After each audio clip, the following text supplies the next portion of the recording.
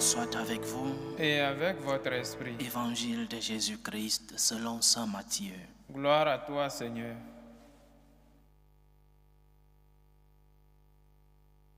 En ce temps-là, Jésus disait à ses disciples, « Vous avez appris qu'il a été dit, tu aimeras ton prochain et tu haïras ton ennemi. Eh bien, moi je vous dis, aimez vos ennemis et priez pour ceux qui vous persécutent, afin d'être vraiment les fils de votre Père qui est aux cieux. Car il fait lever son soleil sur les méchants et sur les bons. Il fait tomber la pluie sur les justes et sur les injustes. En effet, si vous aimez ceux qui vous aiment, quelle récompense méritez-vous? Les publicains eux-mêmes n'en font-ils pas autant? Et si vous ne saluez que vos frères, que faites-vous d'extraordinaire? Les païens eux-mêmes n'en font-ils pas autant? Vous donc, vous serez parfaits, comme votre Père céleste est parfait. » Acclamons la parole de Dieu. Louange à toi, Seigneur Jésus. L'anthropologie chrétienne nous enseigne, basée sur les Écritures, surtout sur le livre de la Genèse, Genèse chapitre 1, verset 26. L'anthropologie nous enseigne que l'homme a été créé à l'image et à la ressemblance de Dieu. Faisons l'homme, créons l'homme à notre image, dit le Seigneur dans le livre de la Genèse.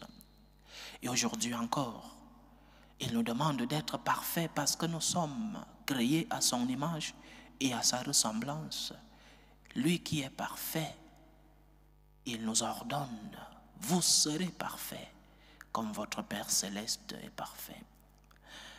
En d'autres termes, l'homme ne sera vraiment homme, pleinement homme, que lorsqu'il ressemblera à Dieu. Ou encore, l'homme ne sera heureux, authentiquement heureux, que lorsqu'il ressemblera à Dieu. C'est-à-dire, ce que Jésus nous ordonne, il le fait, il l'exige pour que nous soyons heureux. Ce n'est que lorsque nous ressemblerons le plus possible à Dieu, notre Père, notre Créateur, à l'image et à la ressemblance duquel nous sommes faits, nous serons heureux. Notre félicité, notre bonheur passe par retrouver l'origine de notre création. Nous avons été créés à l'image et à la ressemblance de Dieu. Et nous devons faire tout le possible pour retrouver cette image du Seigneur. Et nous retrouverons le bonheur, la félicité que le Seigneur nous réserve. C'est dans cette perspective que nous devons considérer l'ensemble de la morale chrétienne.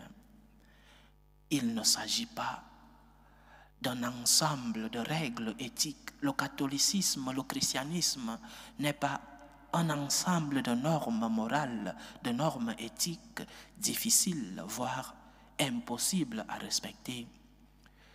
Le christianisme n'est pas un ensemble de commandements, de normes qui nous font la vie difficile, que le Seigneur nous donne dans le but de nous ennuyer. Le christianisme est un ensemble de règles, oui, mais des règles destinées à nous aider à être heureux, des règles destinées à nous aider à retrouver notre bonheur de l'origine, notre bonheur du commencement. Au commencement, nous sommes créés à l'image et à la ressemblance de Dieu. Vous serez donc parfaits comme votre Père, car c'est seulement ainsi que vous serez heureux. Et à partir de là, nous pouvons comprendre le reste. La finalité des exigences du Seigneur, la finalité des commandements de Dieu. L'objectif, la finalité, c'est le bonheur de l'homme. Et lorsque nous comprenons cela, nous voyons les choses d'une manière différente. Lorsque nous comprenons que les commandements du Seigneur recherchent notre bonheur, nous verrons les choses d'une manière différente. Par exemple, qui est le premier bénéficiaire du pardon? Qui est le premier bénéficiaire de l'amour de l'ennemi? Nous pourrions penser que c'est l'ennemi qui bénéficie du pardon que tu lui donnes. Nous pouvons penser que le premier bénéficiaire du pardon donné, c'est celui qui le reçoit. Mais c'est celui qui pardonne qui est le premier bénéficiaire du pardon. Et nous avons sûrement tous l'expérience que c'est vrai. Quand tu ne pardonnes pas, quelque chose en toi est en train de t'envenimer.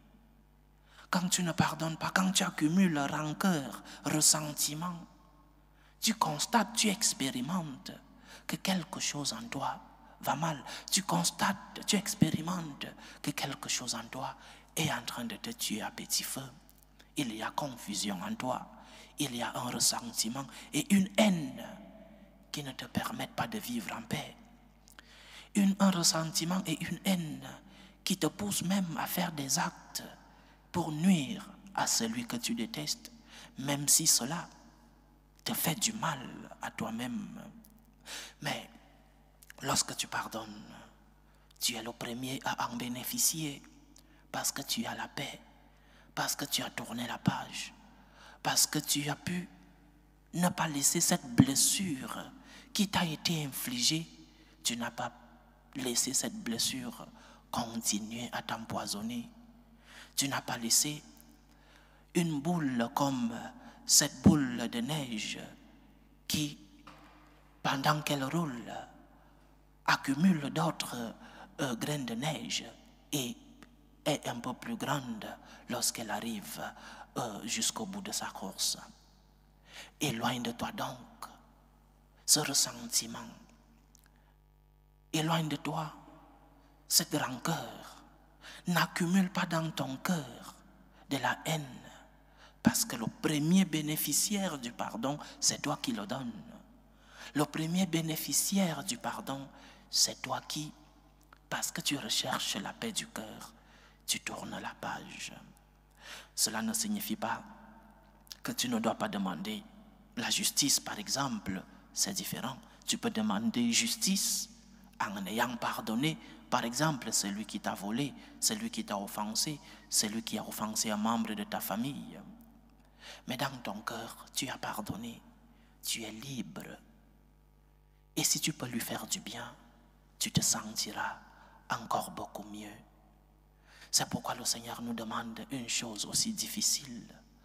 Il pense à notre propre bien. Tu as été blessé, tu as été maltraité, tu as été offensé. Tourne la page, purifie ton cœur, purifie ce cœur de pierre. N'accumule pas en toi ce poison qui te tue petit à petit. Parce que peut-être cette personne qui t'a fait du mal, ou elle s'en fout, ou elle ne s'est pas rendue compte, ou elle n'a pas de conscience. Mais toi tu souffres doublement. Tu souffres parce que l'offense te fait mal, mais tu souffres aussi parce que tu t'empoisonnes en accumulant tant de ressentiments dans le cœur. Donc, vous serez parfait comme votre Père Céleste est parfait. Et notre Père, il est compassif et miséricordieux. Notre Père nous pardonne lorsque nous avons offensé, lorsque nous l'avons offensé lui et lorsque nous avons offensé le prochain. Bien sûr que cela est difficile. C'est difficile d'aimer, c'est difficile de pardonner.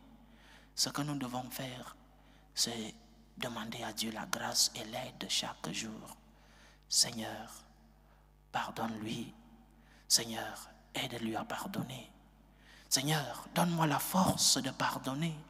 Seigneur, si l'occasion se présente, donne-moi la force de faire du bien à cette personne qui m'a offensé. C'est en cela que tu retrouveras la paix du cœur. Seigneur, je ne peux pas par ma force, mais je sais que je dois le faire parce que tu me l'ordonnes et pour mon propre bien.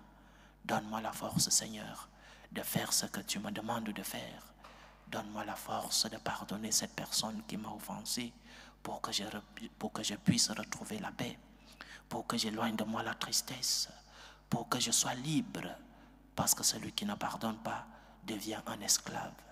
Que le Seigneur nous aide à purifier nos cœurs, qu'il nous aide à pardonner ceux qui nous ont offensés pour notre bien et parce que nous avons été créés à son image et à sa ressemblance. Tu seras parfait comme ton Père est parfait.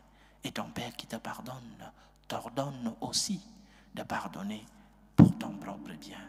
Tourne la page, purifie ton cœur et tu seras libre. Loué soit Jésus-Christ. À jamais.